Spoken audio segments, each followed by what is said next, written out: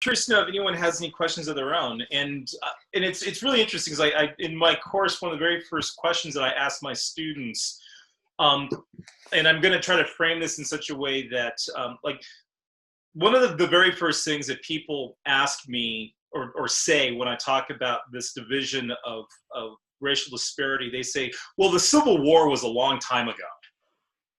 You know, as if that was the last insult when it came to racial oppression in this country. And one of the questions I ask my students is, what do you suppose would have to have happened in 1865 in order to prevent everything that has happened over the last 140 years? And so think about what would have had to have happened when, you know, through Reconstruction in order to avoid the racial discrimination and oppression that we're experiencing today. Anyone have any thoughts on that?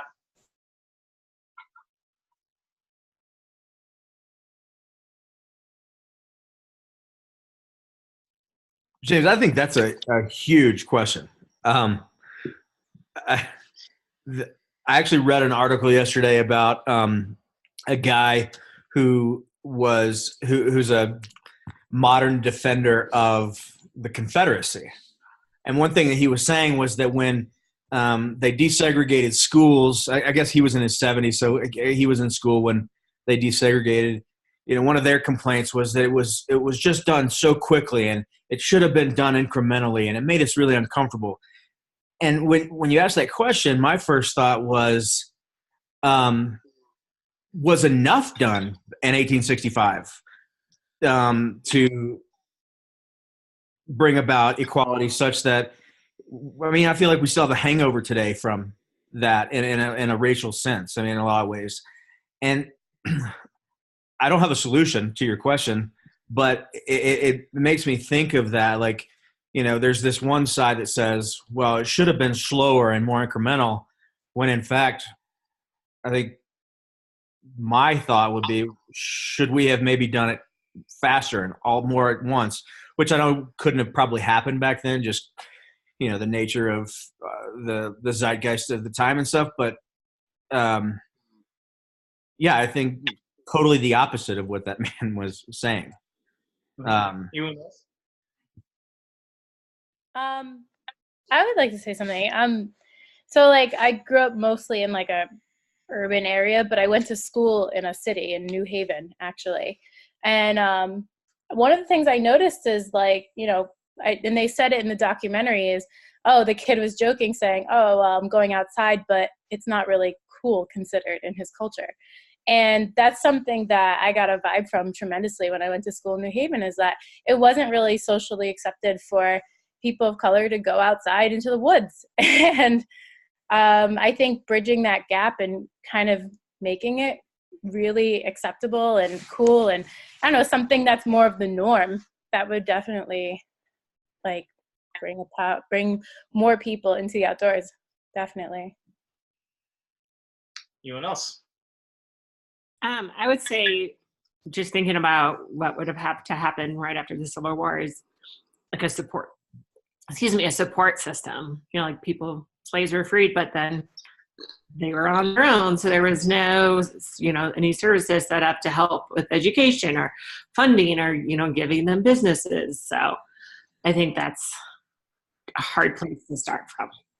Mm-hmm. Okay, one more. I'd argue, I'm trying not to take too much space here, but it's killing me. Can we just look at that time period, or do we need to look at how our country is founded? I mean, what was the intent, right? The intent was for freedom for all men, so long as you meant white men, and definitely not women, and definitely not people of color. So can we just look at the time period James is talking about? Or do we really need to look at the context and the entire scaffolding that was in place for that to happen or not happen, whatever needed to happen or not happen? And now I'm going to shut up so you all can talk. Okay. So just to get to the point, and I got to tell you, the thing that I love most about this work is how even my mind gets blown. Because I asked that same question to my students here at Wisconsin, And the very next day, one of my students came, because that was the assignment, was to come up with some hypothetical solutions to that question. What would have to have happened in order for that to avoid the last 140 years of oppression? And she comes back with a single statement. Well, I would have enforced the Civil Rights Act of 1866. Okay.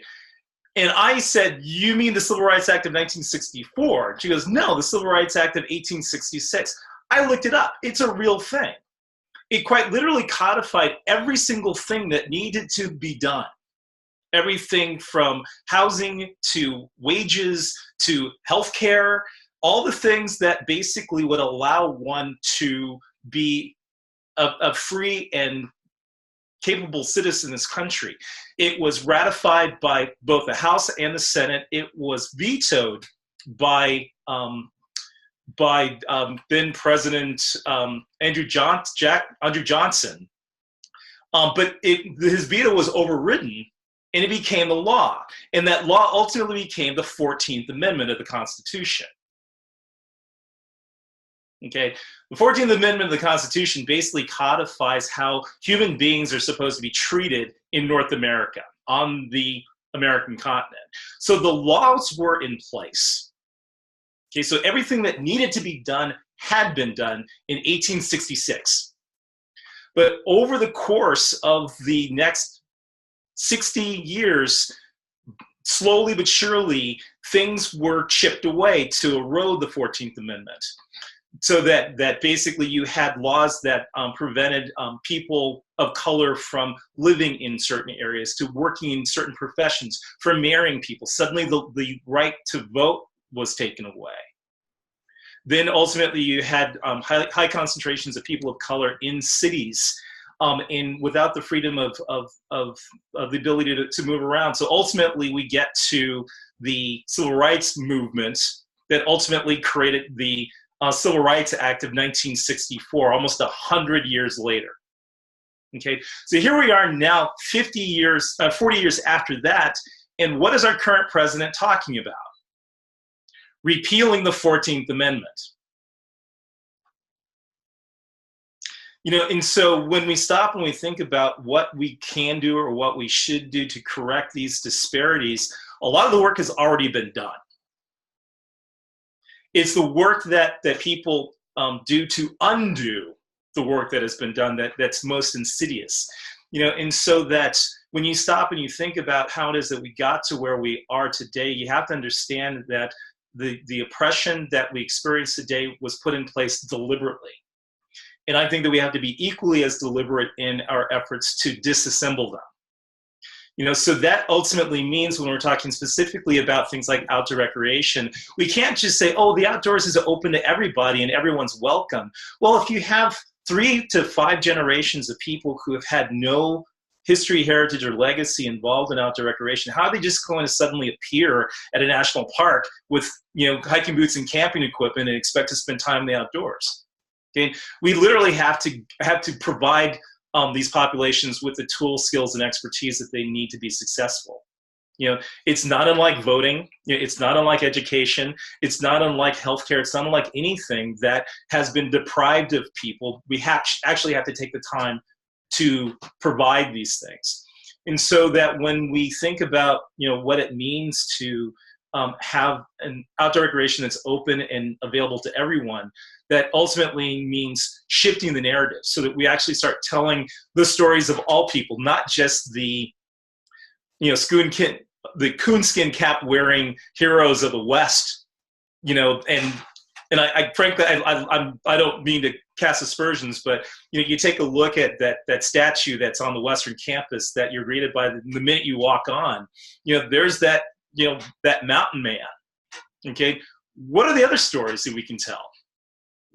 They weren't. When you stop and you think about how the West was won, 1 out of 4 quote unquote cowboys in the 1840s to 1860s were black. Okay, but how many black people do you see in your average Western film? When you stop and you think about the participation of Native Americans in the creation of many of our wilderness areas, or Hispanics or Asians. And we need to be ultimately inclusive of everyone. So when I ask the question, what can we do? Sometimes you have to take a look at what's already been done, okay, and then figure out what we can do to prevent the erosion of the success that we've already enjoyed. Does that make sense? Any other questions? I have a question, Jim. Yeah. Thanks for being here. First of all, appreciate your time.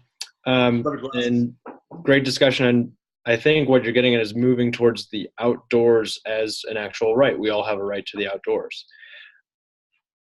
To what extent do we find a line between encouragement, coercion, and an imposition of the outdoors and on populations and people, as opposed to enabling people to the outdoors, if that makes sense?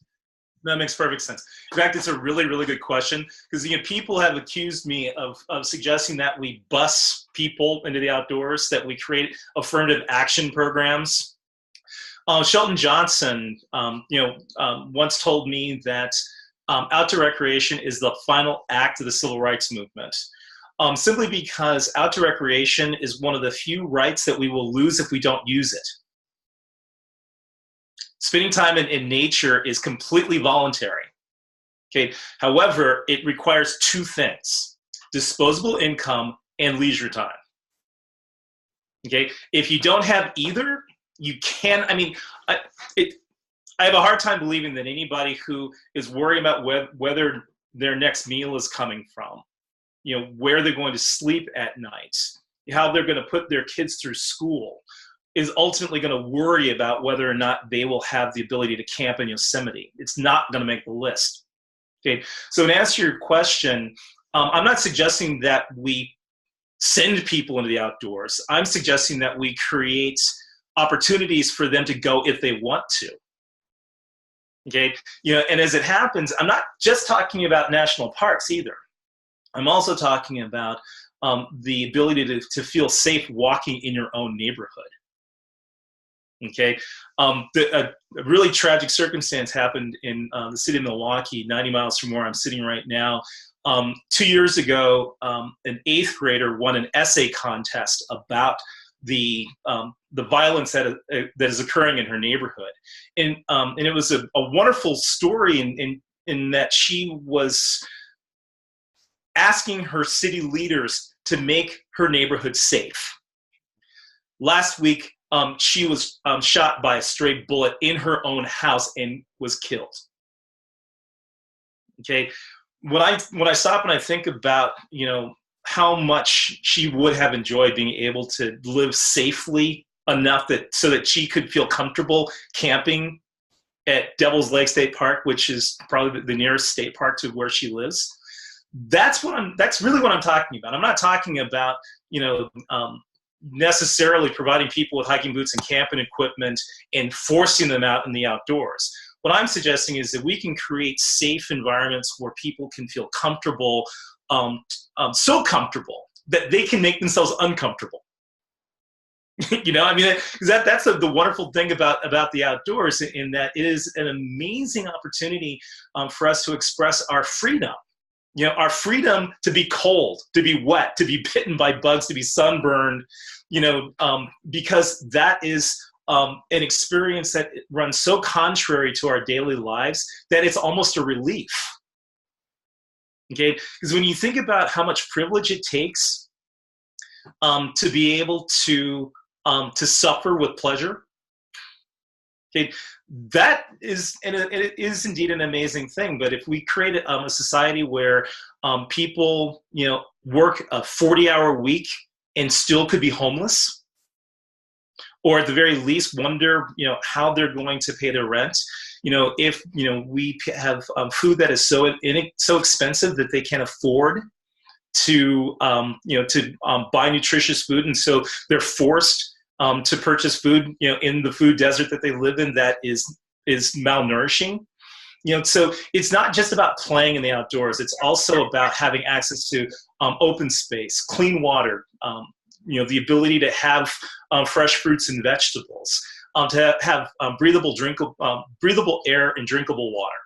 You know, when you take a look at the Flint water crisis, that was a direct relationship with the natural environment and a city's indifference to an underrepresented segment of the population.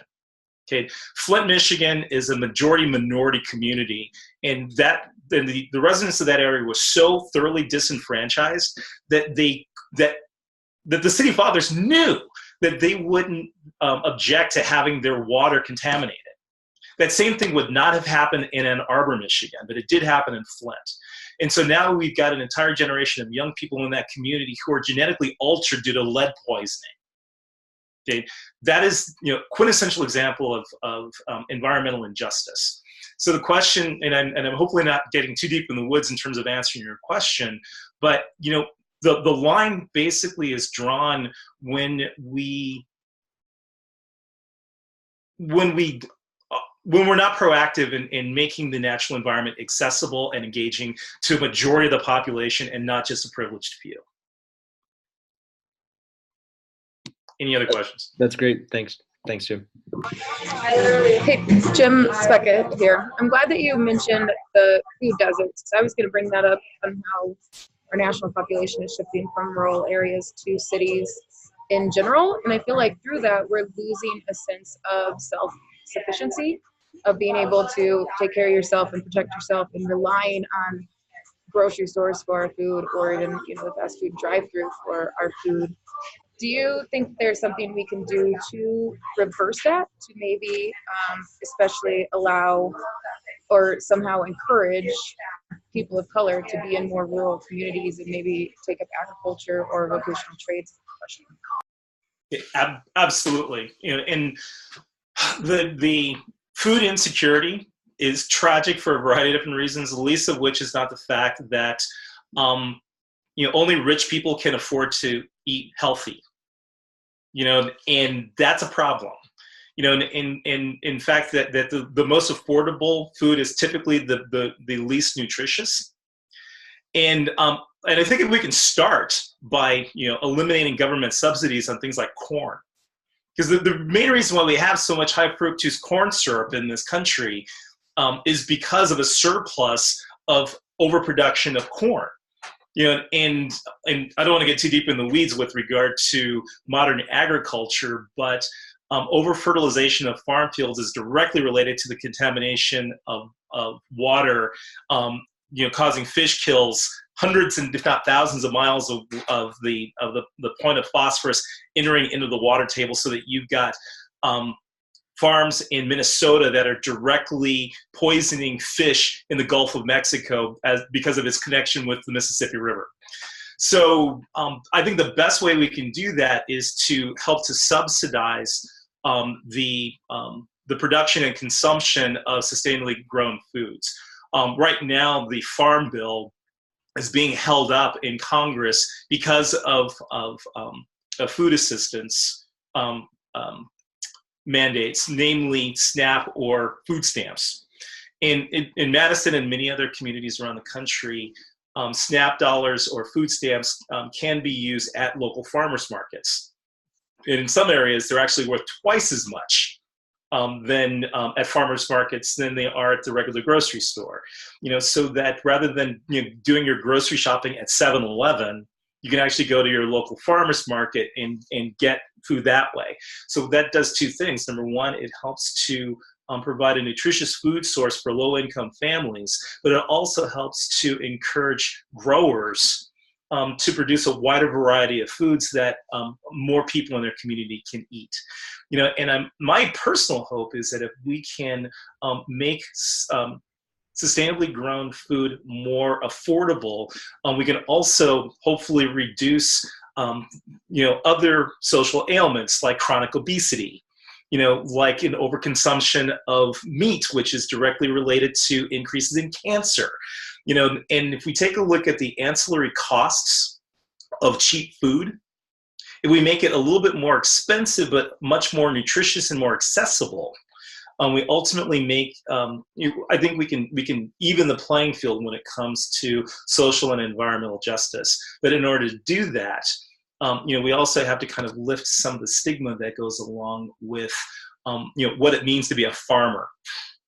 And specifically that means, because if you take a look at most people of color in this country, they spend an entire generation to get off the farm. Okay, what can we do to get them, back into an understanding of relationship with the earth, so that they are indeed growing more of their own food, and so that they are aspiring to careers in agriculture. There's a great project again in Milwaukee called Alice's Garden, that's actually on the site of a Underground Railroad exchange on the Milwaukee River, where there's a beautiful urban garden that is using rainwater to help to reduce the amount of pollution that ultimately gets into Lake Michigan. And it's all being done in low-income communities, directly related to a sustainable agriculture program, as well as the Boys and Girls Club. So that they're connecting young people and their families with growing sustainable food in their neighborhoods. Okay, and that is a direct relationship with the outdoors. And my hope is that they will recognize that their water comes from the Milwaukee River watershed, that will ultimately lead them further upstream to some of the wilderness areas where that water comes from, namely our national and state forests. And from there we get into our national parks, and we then create a direct relationship with an urban environment and the production and consumption of sustainably grown food and the natural environment where those resources come from. Or even just gets them on a farm so they can meet the farmer, shake his hand. Absolutely. That's where it all starts. Any other questions? On the topic of food and kind of related to education, I think that it's harder for people to be invested in where their food comes from, where it's sourced from, if they don't actually know how to utilize it. They don't know how to cook. Right. How do you think it could be improved within schools, to kind of incorporate teaching or within outside activities? Because I know a lot of education is focused on STEM to kind of prepare us for the technological age. I took homecoming or home ec once in middle school, and it was one of my favorite classes. Yep. But I think, having a use for it, just like, you were talking about earlier, why should people want to be in the outdoors if we have no connection to it? I wonder, what are some possible solutions, do you think? Well, I mean, before you said it, I was going to suggest home economics, but to actually, make it a priority, but to also, make the connection with the importance of agribusiness, so it's, and the technology that's engaged in, creating worthwhile, sustainably grown fruits and vegetables, but also agricultural products, specifically hemp. We're finally getting over our prohibitions of hemp, and ultimately we can use those products for both energy production and also for the creation of natural fibers. And at the same time, carbon sequestration, and the supporting a new and thriving cannabis industry, and so there's still, there are ways to make these connections, but you take a look at, the importance of growing grass for grazing cattle or, ranging animals like bison instead of growing corn. And so that if we can create regenerative agriculture, we will have meat will still be expensive, but it will be higher quality. It will have fewer antibiotics, fewer hormones, and ultimately be better for you. And hopefully, we'll eat less of it. But again, there's business to be done there. There's a great facility in Northern California that combines the production of sustainably grown food with its packing and distribution, so that rather than having migrant workers come in, pick the vegetables and then move and go back to where they came from, they're actually creating living wage jobs in agribusiness that as they grow it, they pick it and they pack it and they ship it, and now it's a full-time job. That lasts an entire year and not something that's strictly seasonal. So we just need to rethink how we package our food, how we ship and distribute our food, how we grow our food. But at the end of the day, and this is the thing that I love more than anything else, is that all these resources are only made possible because we have access to fresh drinking water, that comes from our national forests, that come from our national parks. But we have to think longitudinally. We can't just think, oh, well, the price of gas is X. No, we can't talk about the price of gas when we are worried, when we don't have consistent snowfall in the Sierras. Okay, so we need to think more about snow, because that snow in the Sierras isn't just for skiing on; it's drinking water in the summertime. It is. But add to that the adventure component of whitewater rafting and everything else. So we just need to think holistically, around how we can go about containing and packaging both food consumption and also our natural resources as well. One last kind of question, like kind of relating to that. Sorry, I'm talking a lot, guys. Could that be related, like the disconnect between nature, food, interest in the agro business and whatnot, be connected to possibly the declining interest or declining perceived value of blue-collar work? Absolutely, because and it's kind of a catch-21, because we all were trained since childhood to aspire to college. Okay, but I've got friends who work in the utility industry that can't find kids to climb poles to string up electrical wires. Okay, a year out of high school without a college education, these guys make between $60,000 and $80,000 a year. Okay, but they're told that they need to go to college. Okay, the same thing is true of plumbers. The same thing is true of masonry workers. So we need to kind of, this is another divide that's worth bridging, so that we actually, because Silicon Valley still needs carpenters.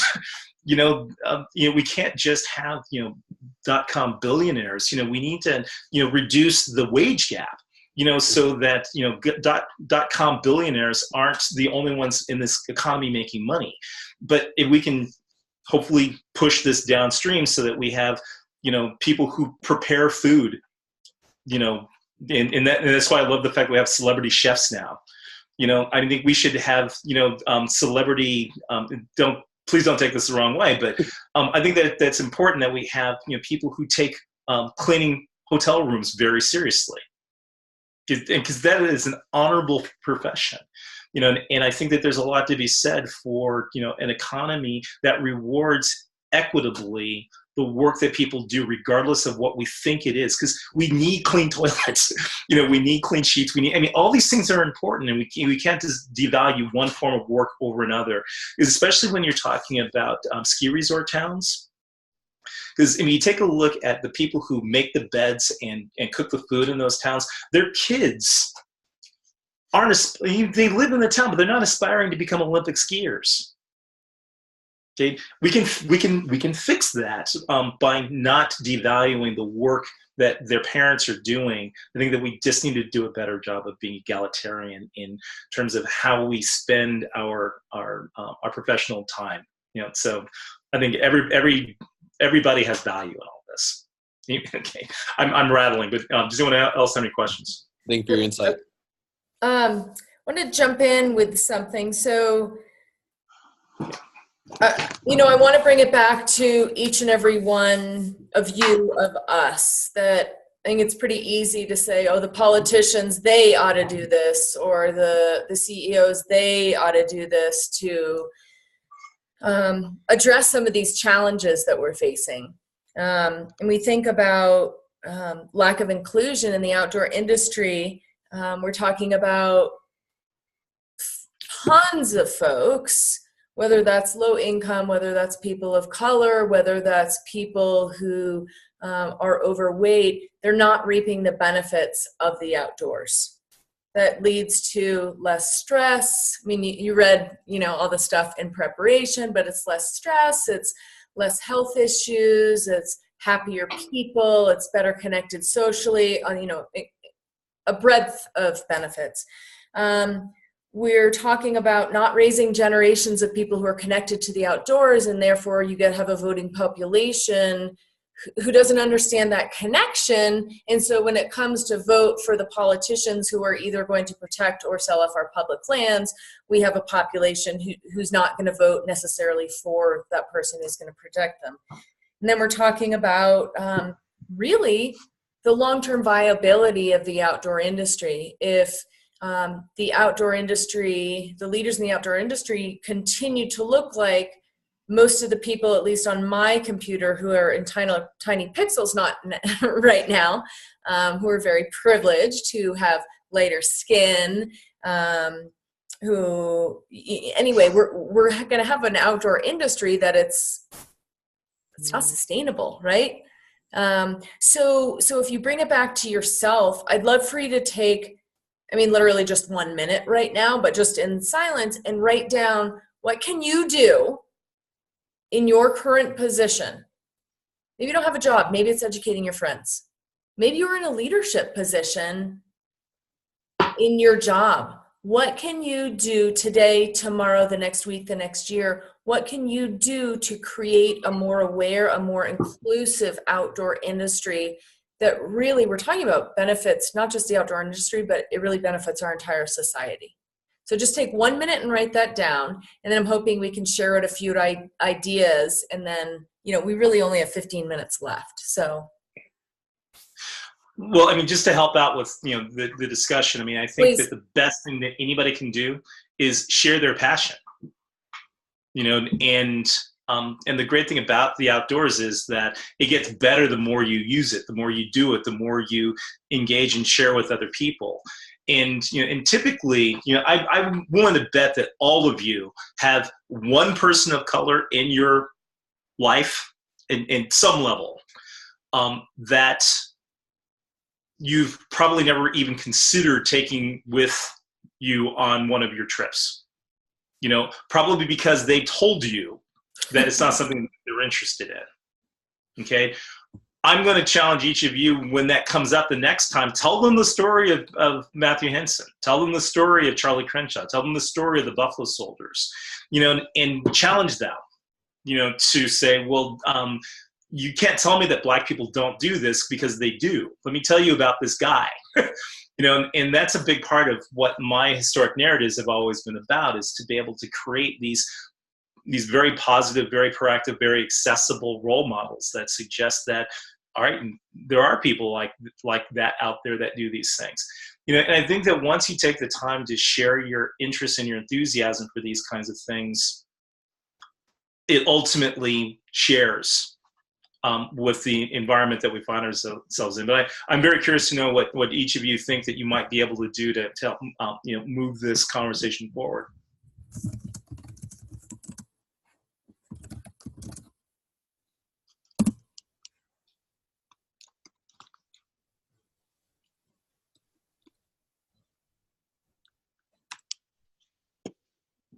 Anyone?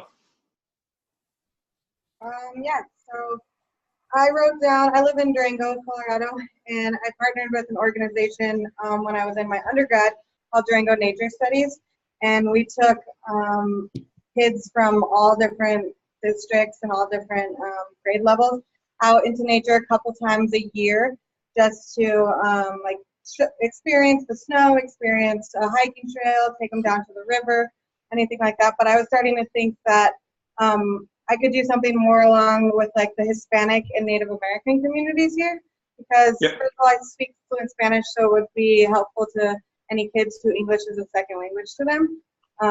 There's a huge Hispanic population in Durango, and a lot which probably don't have any knowledge that you live in this beautiful place that you can experience a bunch of different things. So I was thinking maybe trying to get more Hispanic or Native American kids involved in the Durango Nature Studies program, so that they could do maybe like an after-school program rather than just they only do it 3 times a year, take kids out. So that's a good start, but not really enough to just keep kids engaged and motivated. Just along those lines, because one of the things I think is really important, especially when you're working with kids, is to work with their parents too. and because frankly, if you can get the parents engaged, that's half the work that you'll have to do per kid. And I think that if you encourage parents to encourage their children, it then becomes a family event. It's not this person from the outside is taking me outside of my regular environment and taking me someplace that I'm not comfortable with.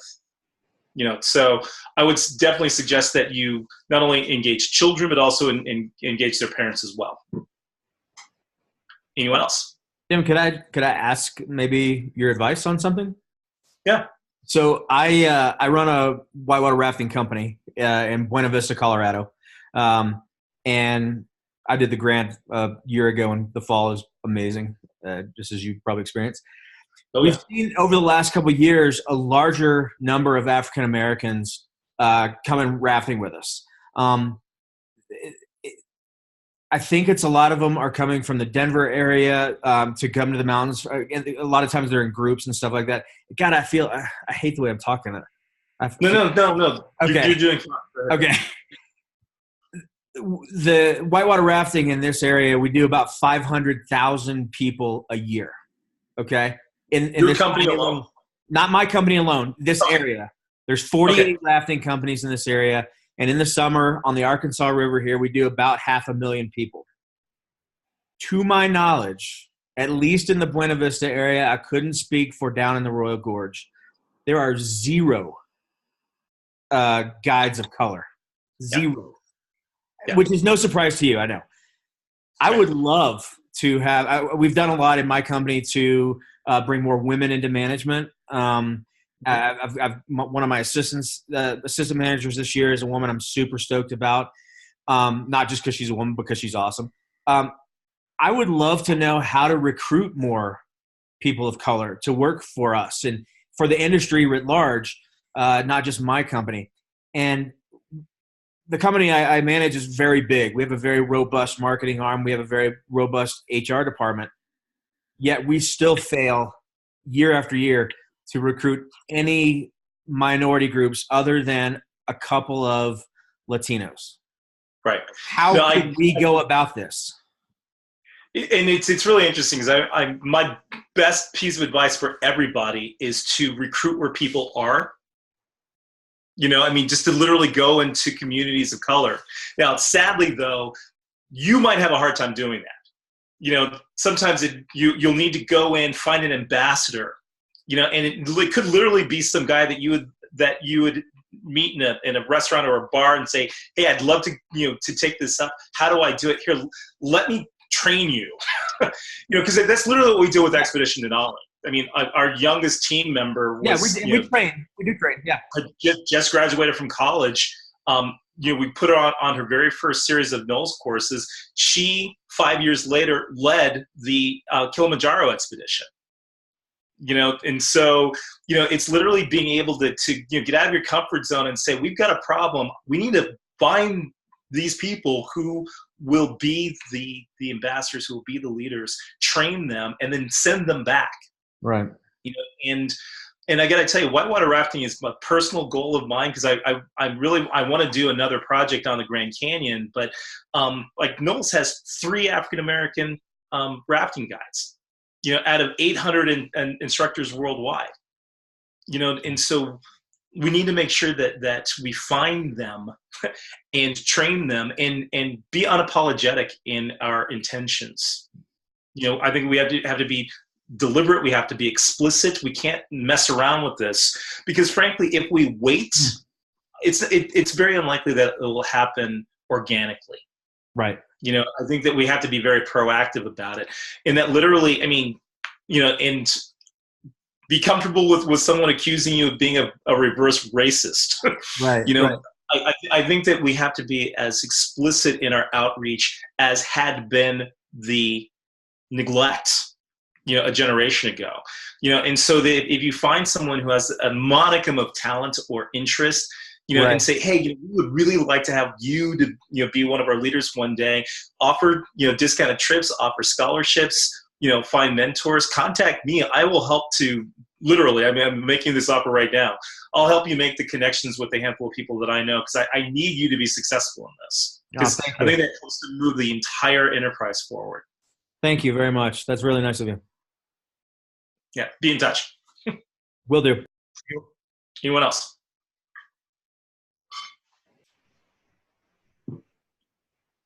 James, I'm on your website looking to buy your book. How do I get an autographed copy? Just buy one. I'll autograph it and put it in the mail to you. Okay.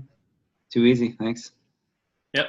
I just had a couple questions for you because on the break I looked up the Joy Project and I saw that you did a 30-day yoga challenge. And are you a regular yoga doer, or did you just decide to do that for fun? No, I've been doing yoga for many years. So many years I can't even count. The main reason why I did the 30-day yoga challenge, and today is day 29. So it technically ends tomorrow, but my goal is to keep doing at least 30 minutes of yoga a day in private practice. The Christmas tree project literally had me in hotel rooms for 27 days in a row with very little access to regular exercise. Yoga is the one thing that I was able to do every single day, even when we were wheels up on some of our mornings at 6 a.m. And so that meant getting up extra early. That meant, going to bed early, just so I can make it happen. So I'm a big believer in yoga as a way to get balance in your life, to set your intentions for the day, and to lead a healthy lifestyle. Frankly, I would be much less healthy today if it wasn't for yoga. Anyone else? I have a question. So are we just asking you questions right now, or are we talking about our ideas of ways we could create? I'll take both. Both? Yeah, either. Yeah. You got any question? Give me a question if you got. This summer, I worked at a river sports store, and a lake opened up across the highway from us. And so we ended up doing rentals over there, and it was a really cool opportunity for us to do like a 2-hour rental, a 4-hour rental, and a whole day rental, versus at the shop we only do a whole day rental. And for like a paddleboard, it's like $48 for the day, or like for a 2-person kayak, it's like $60 for the day. So it was a really cool opportunity to give people the option to do something smaller and more affordable, which I think is such a big issue with the outdoor industry. Is everything is so expensive. All your gear is so expensive. Even just to rent something is so expensive. So now we've been trying to figure out a way to kind of use the rental booth we have up there as an opportunity to get more kids involved, whether it's like birthday parties or, the school somehow involved. And it's run by the rec center. And so I was thinking like a way we could potentially try and get more people out there who would never even think to go out on paddleboard or a kayak would be some form of like coupon that kids could be given in their classes, and then they would take that with their family members, and then they would get like a discounted rate even off of what the rentals already are. So it's promoting them to go do something different and healthy that they wouldn't normally do, and giving them the opportunity by making it less expensive. Absolutely. And also, I mentioned several affinity groups like Outdoor Afro, for example. One of the things that they do is they need a group activity, so they'll bring 8 people, and they will kind of support one another while they work with you to have the experience. And I think that if we can, kind of normalize that, it could be that they do it as a group once in the entire year, but that's one more than you had the year before, and hopefully people who didn't make it will anticipate the opportunity to do it again, and maybe get excited about doing it next year, or maybe next week or next month. But again, I think that if we can normalize the behavior and create multiple opportunities for people to engage, especially in ways that are socially and culturally relevant to their own personal experience. And that means doing it with people that they know, because it's very unlikely that you'll get one person by themselves. It's much more likely that you'll be able to get 5 people to come together. So if you were to take that opportunity and go to a group like a church or a youth group, or the Boys and Girls Club or the Boy Scouts, or any one of dozens of groups that work directly with communities of color, and say, hey, we'd love to take your people out It's happening today. It's not free, but it's really affordable, and if it's still too expensive, we'll see what we do to get the price down or whatever. I definitely think that we just need to be aggressive about finding underrepresented groups and bring them into the experience, and then, giving them the best experience they could possibly have. So I want to be respectful of everyone's time, because the last time we met, I was not respectful of everyone's time, and I think we went about 25 minutes over. So as much as I hate to end this, I hope it has at least sort of ignited an interest and an awareness, and hopefully a fire that each and every one of us, we're not going to solve all these issues by ourselves, but in our own little corners of the world, we can. And certainly with this MBA cohort of 22 people, my gosh, I mean, you all are already in leadership positions. You're going to continue to be. You're going to continue to be in more and more powerful positions of leadership. That we are the people. You are the people who are going to be setting the stage for the outdoor industry. So I hope you continue to sort of educate yourself and be inspired and network and ask for help and be willing to make mistakes, because we are going to fumble. We're going to make mistakes, but just continue to go forward and make positive changes in our industry, because that ripples out to our country and it ripples out to our world. So James, thank you so much for making the time, and you will see almost all of us at OR. I presume you're going to be there in January? Yeah. Maybe. Okay. OR is so weird now. I was there literally for 2.5 hours. Yeah. I just happened to run into you. Yeah. Literally, I mean, I might have missed you completely, but I will try to be there in January. But I just floated my email address, so please don't hesitate to get in touch. Happy to answer your questions. If you're struggling with this, please count on me as a resource, because I want and need you all to be successful at this. So please, and frankly, you're also helping me to better understand what some of the questions and limitations are in all of this. So please don't hesitate to be in touch. I would love to engage with you in all of this. Cool. Thanks, James. Thanks, everyone. Thank you. Bye-bye. Cheers. Night. Thank you very much. Thank you. Leaving meeting. Thank you so much. James, have a great night. Thanks so much for making time.